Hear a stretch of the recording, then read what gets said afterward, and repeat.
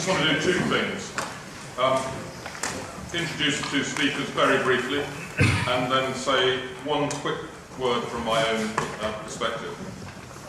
First of all, we are really fortunate today to have Rob Solly from DSTL and Major General Paul Nansen, I think on that his fourth day as the Commandant of the Royal Military Academy Sandhurst, who will speak for about 20 minutes each, allowing us about 20 minutes or so of Q&A at the end. All I want to say about them, other than they are eminently qualified to speak on this subject, is importantly they were both born in Ormskirk. From my own perspective, having been connected to Connections UK since it started, I think that this is a really significant moment. And it's significant from my point of view because when this started, the theme, it seemed to me walking away from this room, was, my God, if only they would get it, they'd understand how useful this could be. By last year, we'd reached the feeling as we left this room of, well, now that we think that they've got it, if only they'd actually do it, wouldn't that be wonderful? What you are going to hear now, which is why I'll immediately sit down, is we get it, this is what we're doing in the Army and in support of defence.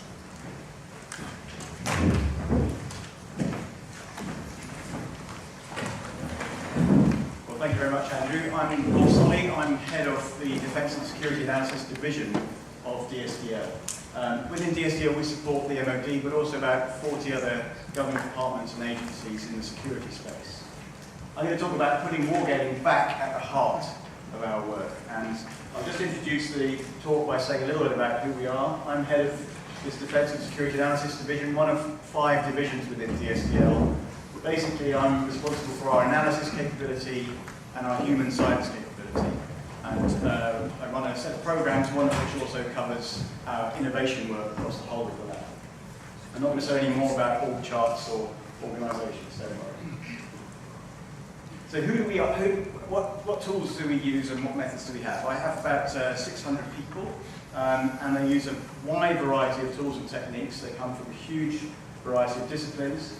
I have a lot of human scientists, psychologists, physiologists, crime scientists. Actually, I find working with them as an analyst incredibly useful because I spent most of my career trying to advise people how to make decisions better. These guys know about how decisions are made, or at least the theories about how decisions are made. And I've had to change quite a few of my views about what's an effective use of analysis as a result of working with them. And I'll talk about that as we go through the talk. Our guys also develop intelligence analysis techniques, and we have some fantastic statistical experts who draw together data and tell us whether it's valid or not. I'll talk about some of that later as well. At the other end of the spectrum, we use what I would call problem structuring methods, or some people call soft operational research techniques, or soft operational analysis techniques. These are actually very similar to the BOGSAT approach that we've heard about today, but often they have their power is in getting people who have a little bit of a view of the problem to come together. They all have different views, and their perspectives can be knitted together to form a better model of the system that they're dealing with. These guys also use futures and horizon scanning techniques and develop our scenarios. And then we analyse those scenarios. We heard from Todd about the US scenarios, but we have a similar set, and we use wargaming, historical analysis, or simulation, and other techniques like that to assess how effective our forces might be in those scenarios in the future. We also look at higher level issues through systems engineering analysis, capability analysis, looking across a whole set of different capabilities and how well we perform, and then we allocate the money that defence has, and as you can guess, there's never quite enough money to go around, so we have to make difficult choices about where best to invest that money to achieve the most effect. So, as you can see, a wide range of skills and techniques. So why does wargaming come into that? Where does it take part? Well, I thought I'd just take you through a little bit of a journey about how the analysis techniques that we have used over our history have evolved and almost come back full circle to where we started.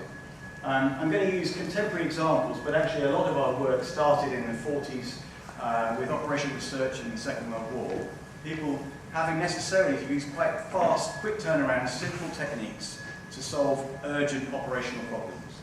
There was no time to have a massive complex computer model. They had to do something elegant and simple, often involving people. Sometimes they were lucky enough to rely upon equations to solve their problems.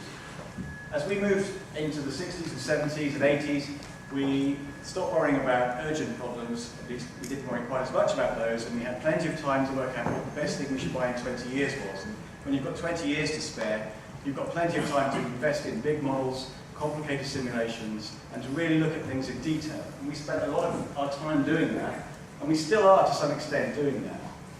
But as we then come to boiling all the findings of those big models down and advising ministers, for instance, on what they should do, suddenly all these messy problems start to come back to the surface. Like, it's not just about how cost-effective something is, it's about who's going to build it and what's the risk that if they go out of business we won't be able to buy any replacements, or how serviceable will it be, or how will I be able to provide people with the training or the morale to use this. And these issues are much more messy and human-centered, and we've resolved, going back to techniques like multi-criteria decision analysis, for instance, for trying to pull together assessments of all these complex factors. And more recently, and in fact just going on in the last couple of weeks, we've been working as part of the Strategic Defence and Security Review to help our senior leaders in the Ministry of Defence, including the Secretary of State, to understand what might be the effect of different strategies.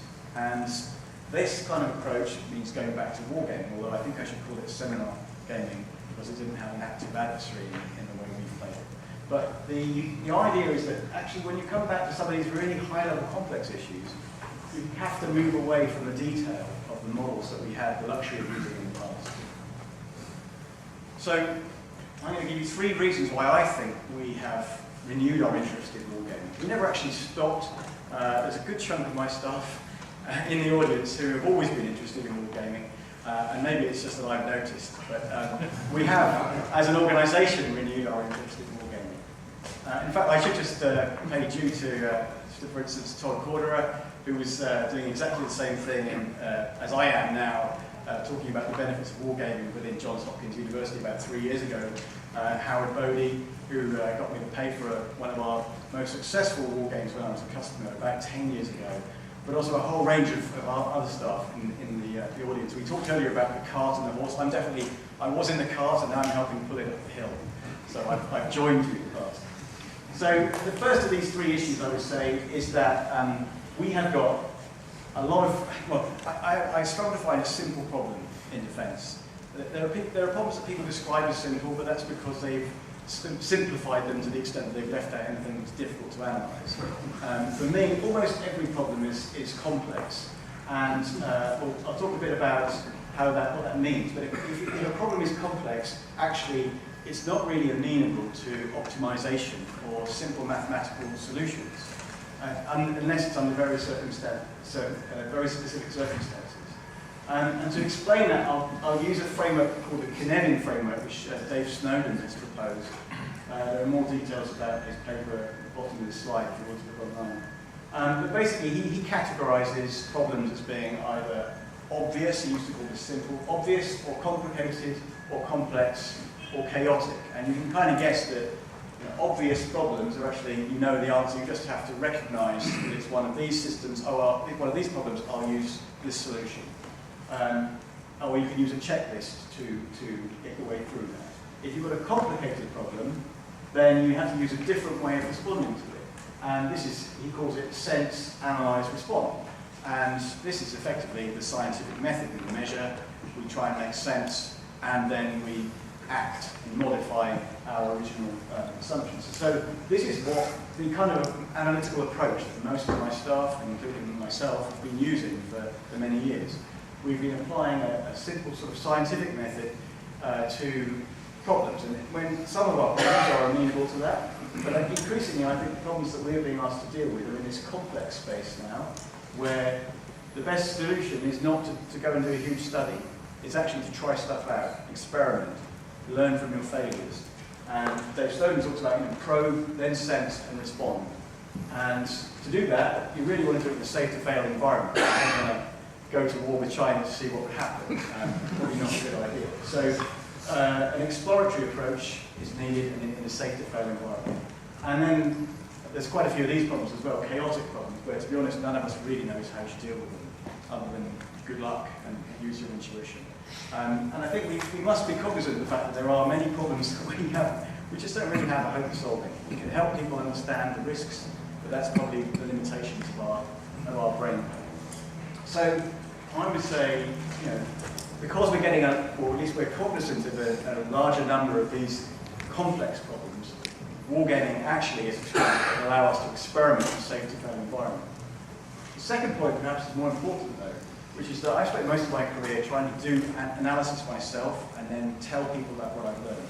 And that's been a fantastic job. It's been really interesting. But the trouble is my customers haven't been on that learning journey with me. They haven't experienced what I've experienced. And so when I tell them what I've learned, it's not kind of as interesting to them. Maybe I should improve my storytelling style or something. But actually, they haven't experienced it, so they haven't learned it. And surely it would be better in some circumstances to help a customer to learn themselves rather than for us to learn and then teach them. And just as a sort of way of explaining this is a diagram that we use to explain three large categories of our work. We either develop planning methods and tools, or we use those to build understanding about how to design something better, or we work with a customer or decision maker to help them make an informed decision. But the way we talk about this is often about, this is a diagram I've used in the past, I put this together a few years ago. It's all about us developing knowledge and then transferring it to people. And the words I use are we should learn, then we should teach, and perhaps we should guide a customer through a decision-making process. I'm beginning to ask myself whether this is right for some of the problems we do. I think in many cases the best way is to get the customer to learn, and we facilitate that. We aren't analysts, we're facilitators. And that's kind of hard to swallow when your job has been doing really interesting analysis locked away in a room. We actually need to spend a lot more time helping other people to learn, to teach them effectively, or to help them to learn themselves.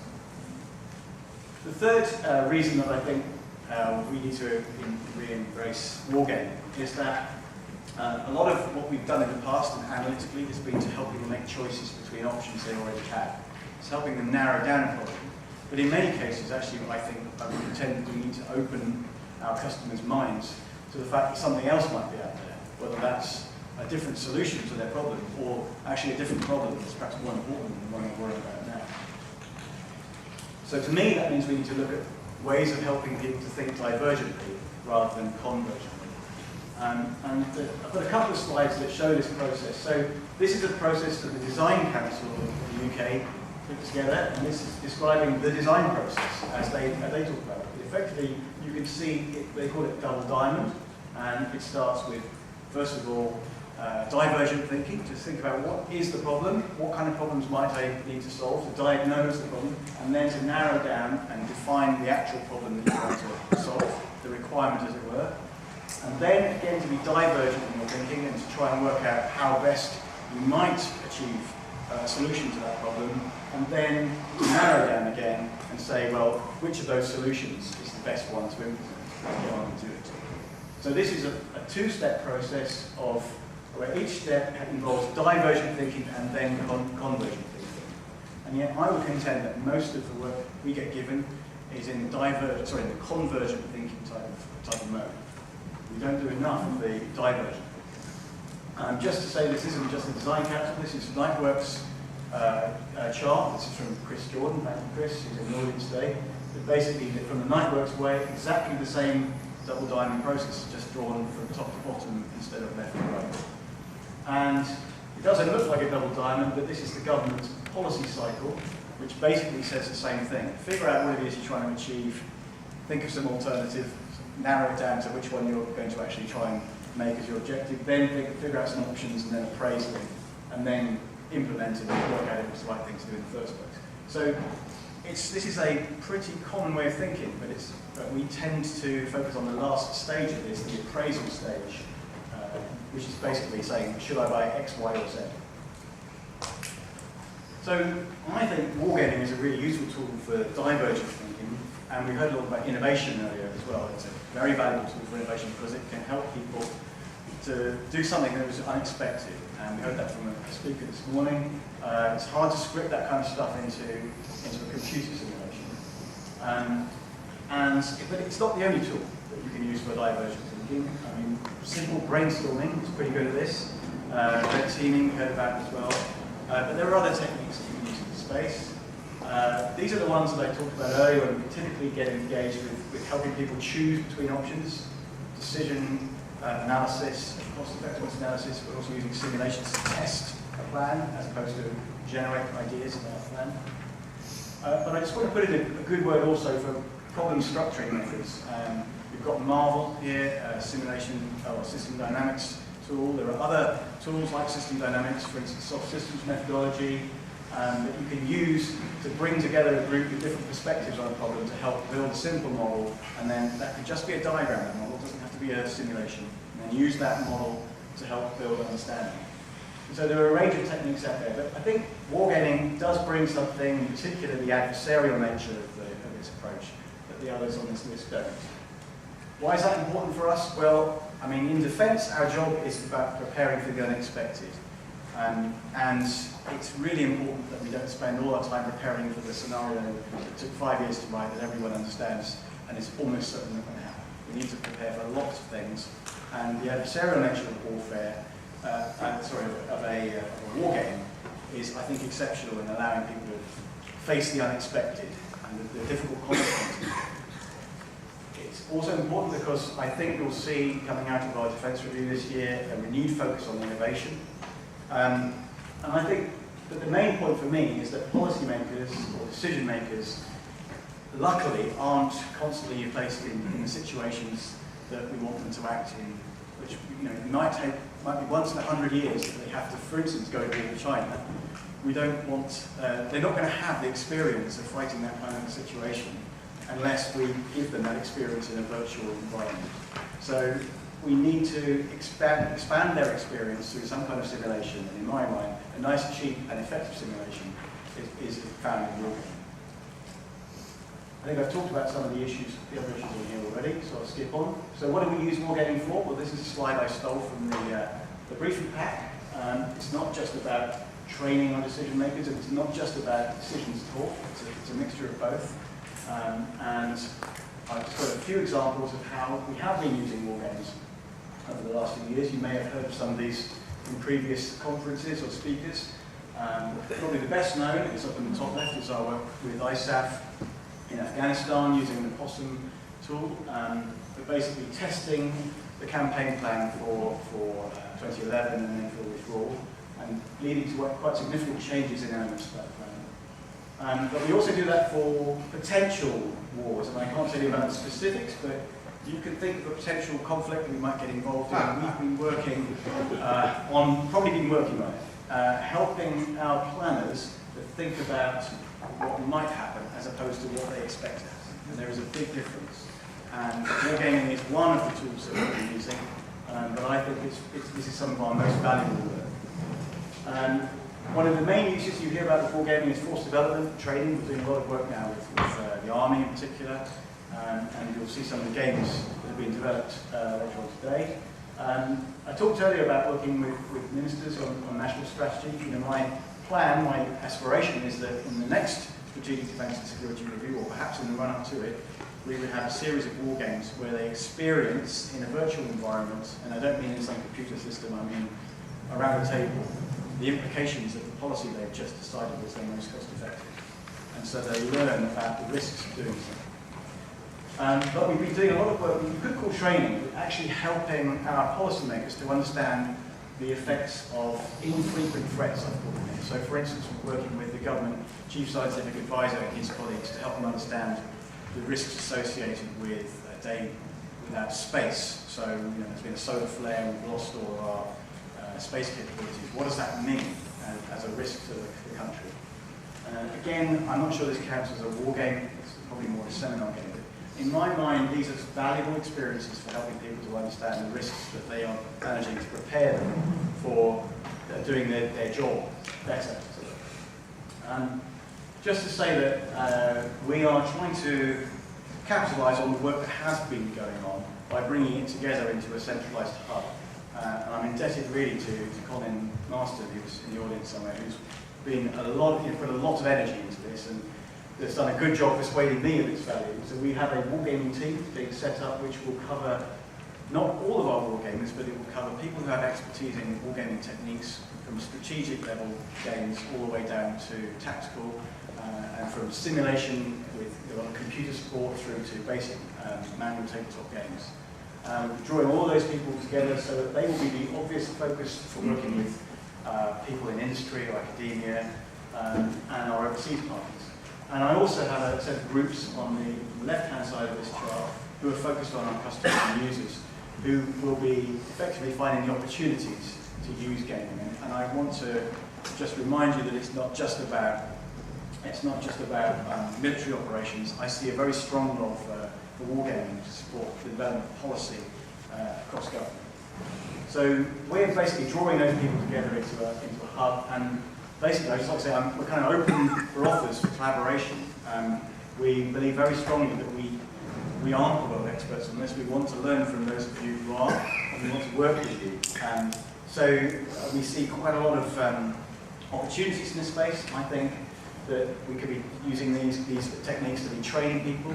We've seen some of the American memos. There are similar thoughts going around in the Ministry of Defence, and I'm trying to push home the same message. But I think there are real opportunities to train our decision makers, policy makers, to work with people in new areas of policy. So there's a whole untapped space in the area of personnel policy we haven't really looked at. And as I said earlier, there's this renewed focus on innovation in the MOD that will require us to have this kind of way of thinking. So, in summary, we're investing in this. We're open to offers for collaboration. Judith Rawle is in the audience. She is the technical lead for our new analysis support construct. So if you're a small, medium-sized enterprise, or if you're from academia, please talk to Judith, if you haven't already, about getting engaged with us through the analysis support construct. That's our main contracting mechanism in this space. But also, we're open to offers to collaborate with our cross-government or international partners. That's it from me. Thank you.